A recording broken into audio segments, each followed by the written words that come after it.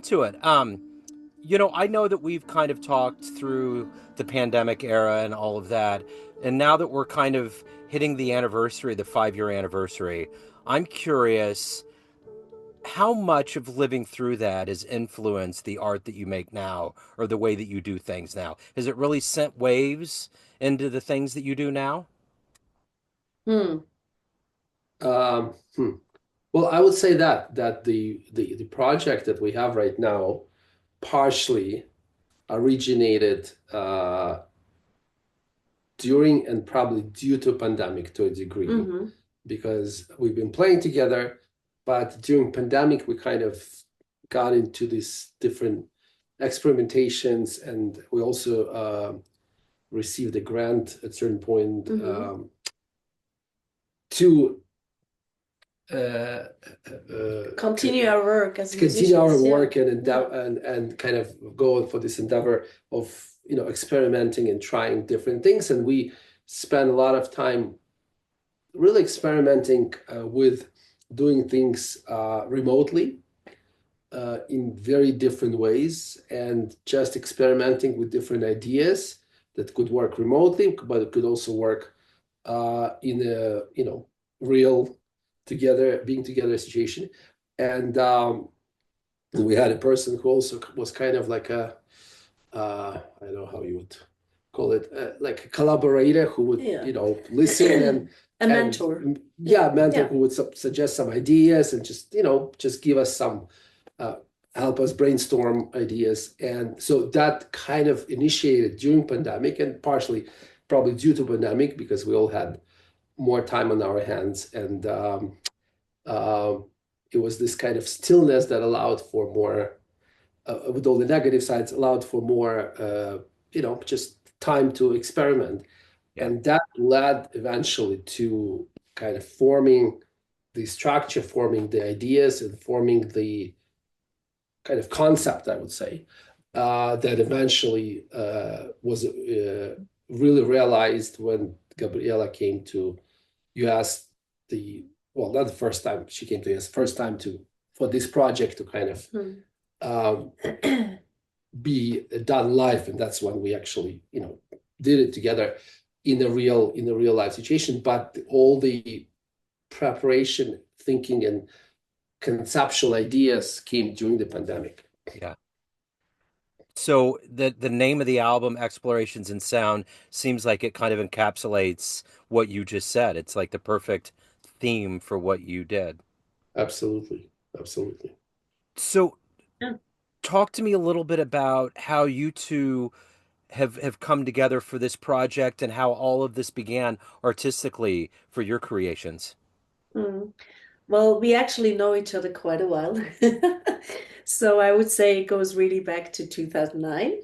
Like when Probably. I had a class at Berkeley with Lisa Thorson, Vocal Styles, I think it was called, and he was accompanying that class. And I was making the clown of myself, singing or trying to sing the blues, and so that's how we first met. And then he obviously, he teaches at Berkeley, did a lot of other projects. And I, not too long after, maybe 2, 3 years afterwards, I've asked him to be part of my ensemble because I was looking for another pianist, and he said, "Sure, let's give it a try." And so yeah, since then, maybe 2013, 14, I can't remember exactly. He's part in my band as the pianist, and we've just also played many, many different kinds of gigs. You don't even want to know. But yeah, we had many concerts together, and we just figured that we always have fun when there's like let's say there's a wedding event or something. We're kind of improvising when people are not listening so well, Yeah. or we're taking a tune apart and we're just practicing on spot, and that felt really natural and just really fun. And we were like, you know what, let's do something with that. And then so in 2019, we really said like, yeah, let's form this duo and, actually just have performances as a duo, take some tunes that exist and take some just ideas and go from there. Now we really just take a poem and, turn it into music on stage, and we've never really did it before. So the audience every time we have a concert, they're experiencing something for the first time.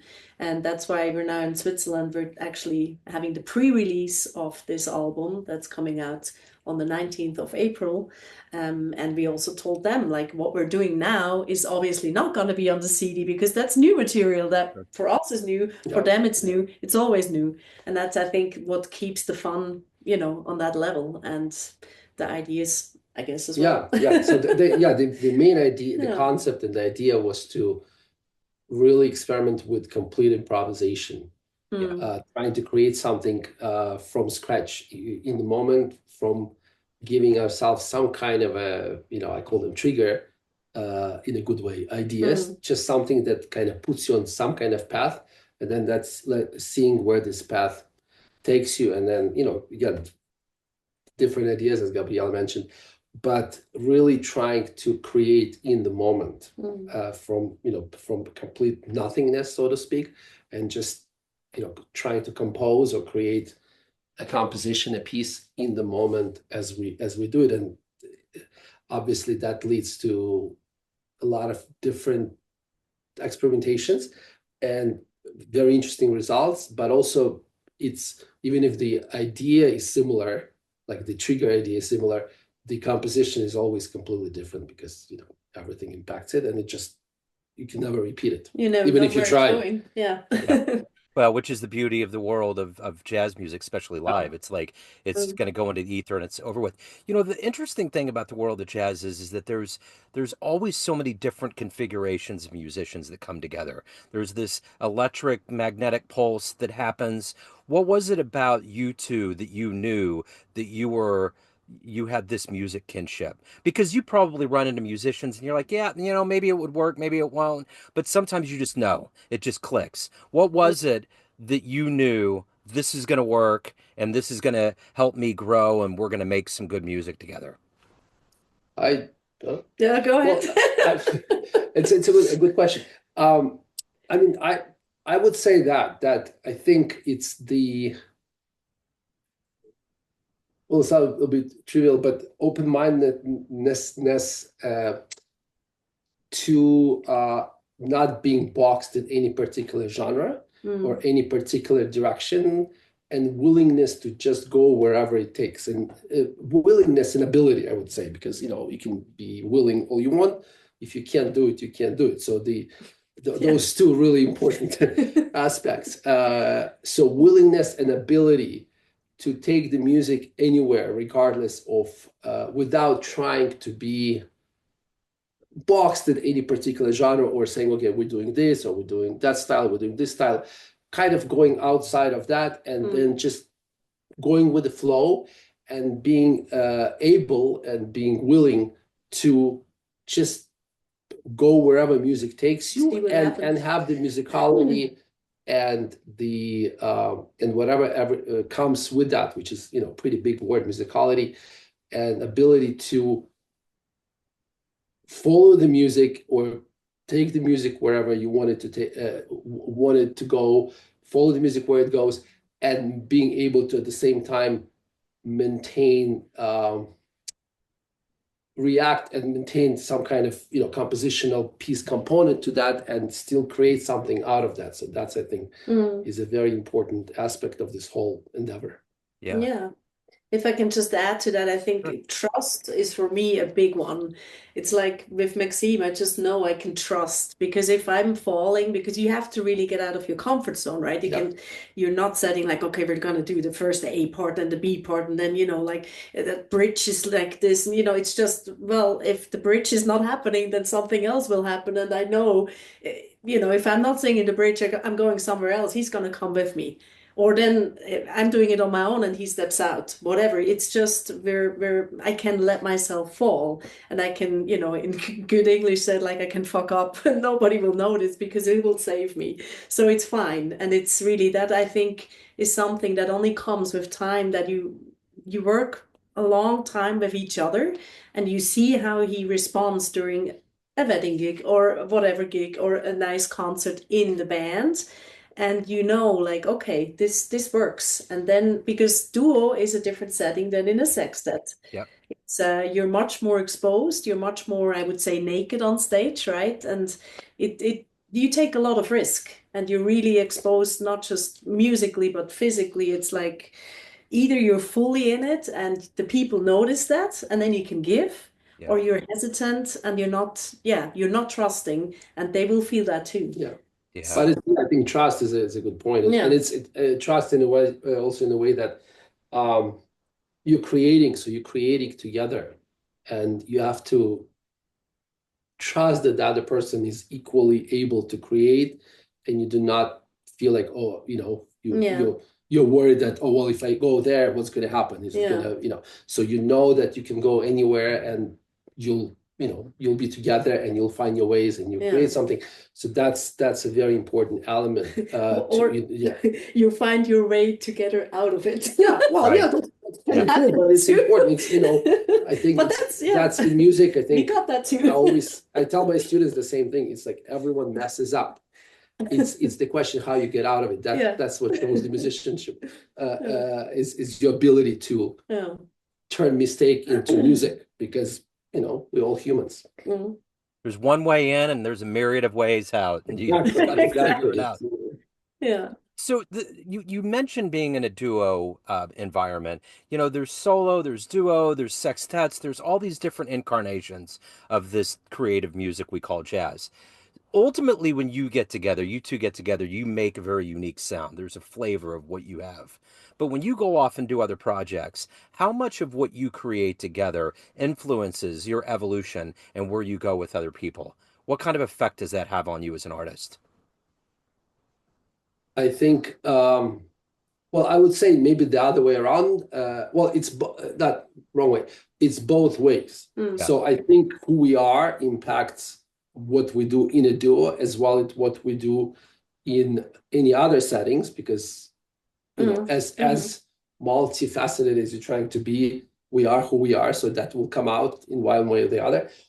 And at the same time, I think every experience, this experience with a duo or experience with any other uh, collaboration, performance, Mm. then will somehow feed your what you do. It's a both ways, because Mhm. we give out, we create. By creating something, we kind of trying to take it out of ourselves, or wherever else it comes from, but we're also feeding in ideas from hearing people, from what you do. So it's kind of this vicious in Mhm. a good way circle, where you constantly impacted, but what you do with who you play with, and that will come out somewhere else, and that Mm. will go backwards. And so it's a constant exchange, and that's the beauty of music. It's you constantly, any music, and jazz I think in particular, because it's a creative, in the moment art, whether in the way we do it or in any other settings. It's a improvisation based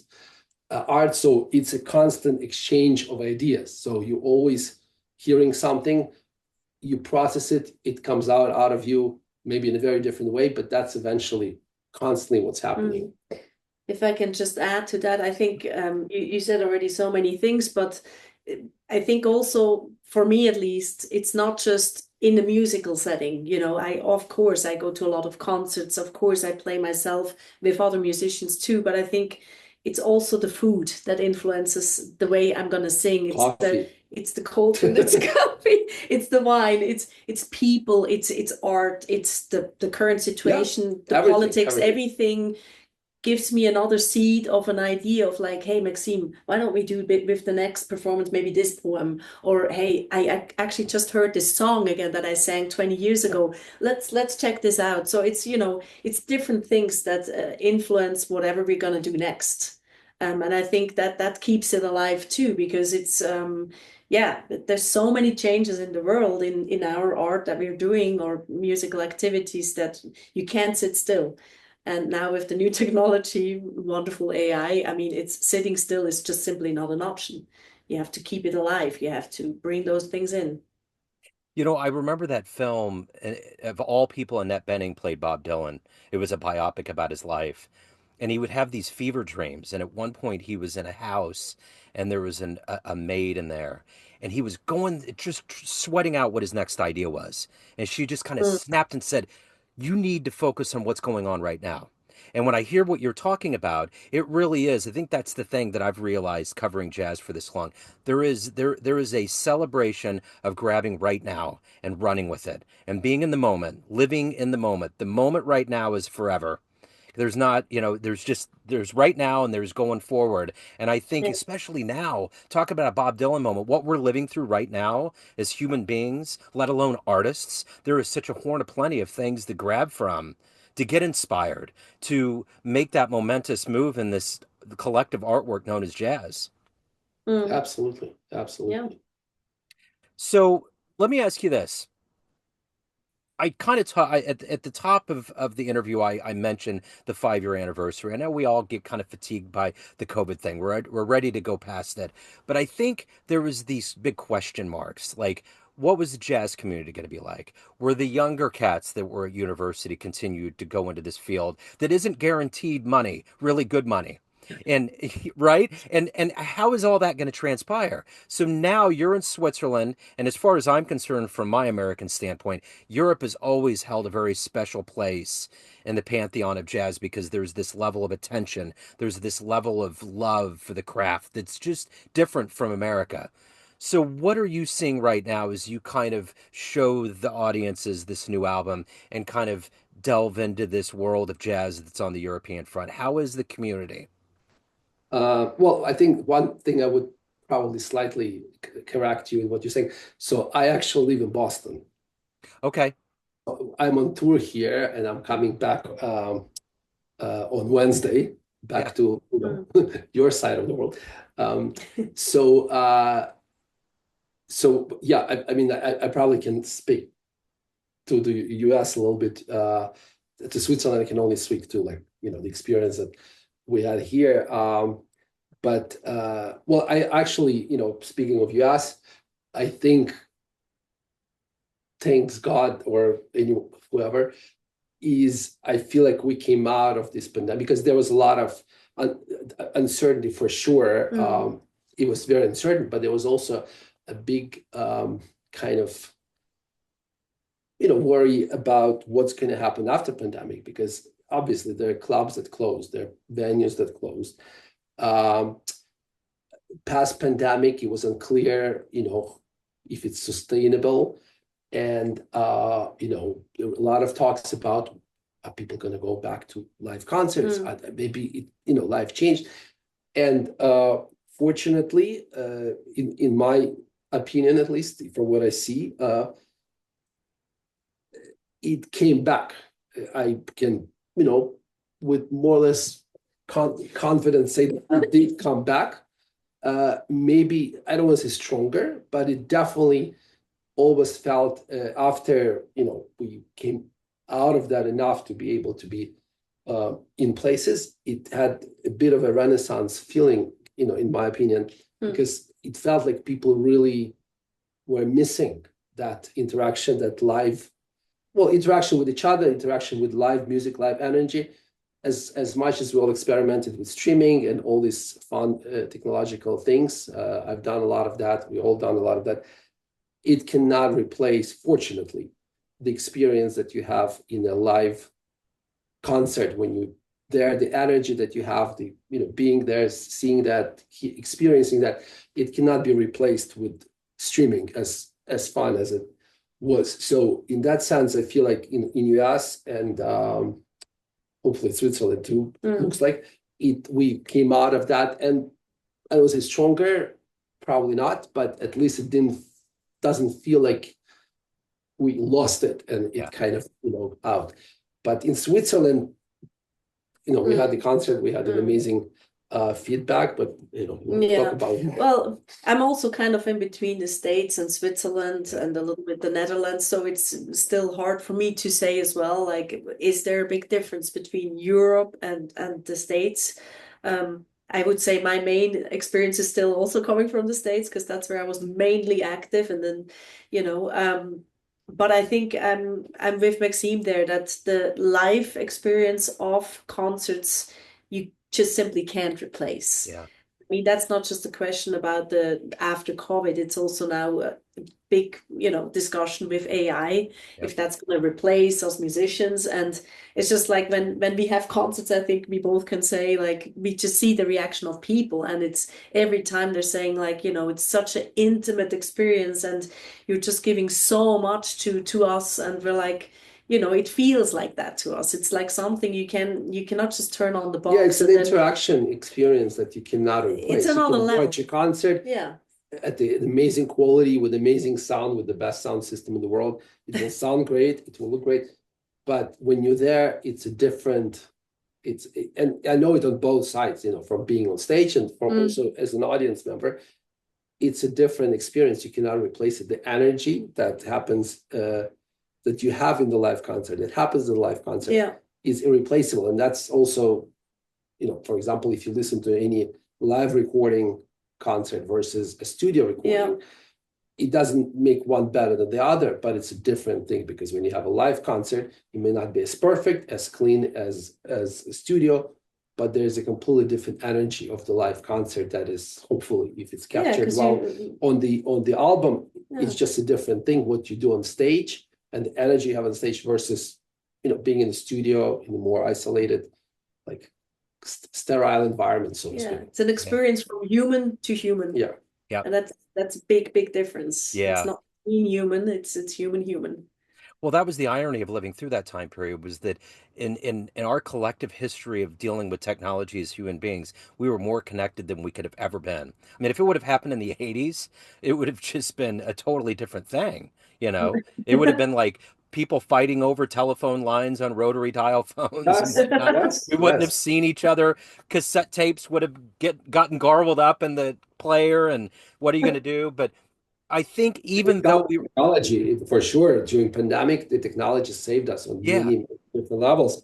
But I think we all, I mean, we can say that, I'm sure a lot of people will agree with me, that we also, hopefully majority, understood the fact that no matter, how amazing the technology is so far, I don't know how far it's going to get, but at this point, we still, as humans, hopefully, or at least, people that we know, we need that human to human interaction to not be replaced. And that's what I was hedging on, was the irony of it. We were all connected. We could be connected in different ways, but if we weren't going to be in a room together, it was going to take away from that aspect, which has always been the hallmark of jazz. That collective energy. And speaking of, as you unveil this album and as you get ready to promote it, what are you ultimately hoping the listener gets from this album? An experience. It's always hard to say, like a lot of people said, like, it made me happy, but I don't think that's my personal goal. At least my personal goal is just that they feel something and they leave with a feeling, the room. And hopefully it's a good one. But there's also tunes that probably could make them feel sad, whatever that means. But it's impossible to predict what they're gonna feel, as long as they feel something and experience something. I think that's what we're going for. There's, as long as they're not left cold, or it has no impact or not touched. That would be sad. If they in somehow in any way impacted, touched, and experience something, I think that's and what it is, really very individual. So what else is going on as far as promoting and getting geared up for this album? We're getting into the warm months. What's going on with you guys, and how are you presenting it? Well, we're booking a tour for September, October in the States. Okay. So we're going to go there. We're like finishing the tour in Switzerland. Exactly. In one more day. I'm flying on Wednesday. So we're finishing the tour in Switzerland. We're working on a tour in US, CD release tour, and hopefully, getting reviews of the album. That's in the works. And we'll see where it takes us, and hopefully continue performing this music and creating new music rather. And we'll see where it goes. Some festivals would be great. So if anybody here hears it, we open to play at festivals. All right, we'll shout it from the mountaintops. So is Bandcamp the best place to pick this up to benefit you the most? Our website, actually. Okay. It's martinalubraskyduo.com. Okay. And I will put that in the show notes and make sure that everybody gets shuttled that way and for live shows. This has been wonderful. Thank you so much for talking to us from the beautiful country of Switzerland about the release. I mean, it's like, it's great. And I know we've spoken, Gabrielle, several times during this pandemic, and I've always thought it's going to be so nice when we're officially out. And I don't know that we're officially out of the pandemic, but at least kind of the way it's socially blockaded everything, we're back at it. And it's so nice to see everybody's active, because that was a really strange time to talk to musicians that had all this time. And I know it was good for woodshedding, but it was very strange because it was just it was it was an odd time. So it's great to see everybody. So thank you so much for taking a minute out today. Have a wonderful tour and happy traveling. Thank you so much. Thank you for being Thanks. Thank you. Take care. Hello, friends. Joe Domino here. I just wanted to let you know that after 30 years or so, I have finally released my first book of poetry through the mighty Spartan Press here in Kansas City, Missouri. As the creator and host of both Neon Jazz Radio and the Famous Interviews with Joe Domino podcast, along with being a visual artist, I'm ready to embark on a new adventure and want you to be a part of it. You can get a copy online via Barnes & Noble, Amazon, and actually on the streets in Kansas City at the great Prospero's bookstore off 39th Street. You can also visit joedomino.com for links to the book, to more poetry, and everything in my world, including paintings. Thanks for all of the love and support over the years, and please dig the words.